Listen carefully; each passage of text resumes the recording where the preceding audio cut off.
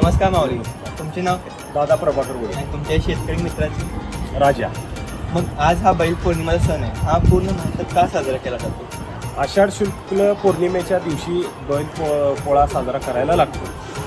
त्याच्या शिंगाला कलर लावून तेल त्याला पाजून स्वच्छ आंघोळ घालून गुलाल बिलाल लावून त्याला सजवतो त्या दिवशी. त्याचं ऋण पण फेडण्यासाठी असतं. हा सण साजरा करण्याची मुख्य कारणे काय आहेत? वर्षातून एकदा त्यांचा सण हा केलाच पाहिजे. वर्षभर मेहनत केलेली असते आणि एक दिवस त्यांना स्वच्छ धुवून नवीन कासरं गुलाल लावून सजावट करायची असते. हा शेतकरीचा मित्र मानला जातो बैल. मग हा तुम्हाला शेतामध्ये काय काय कामासाठी उपयोगी येतो?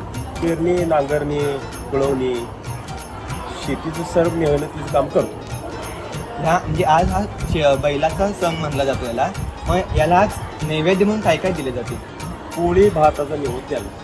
पोळी भाजी हे पूर्ण महाराष्ट्रात फिक्स असते. फिक्स. म्हणजे बैलाची खूप सेवा केली जाते आज.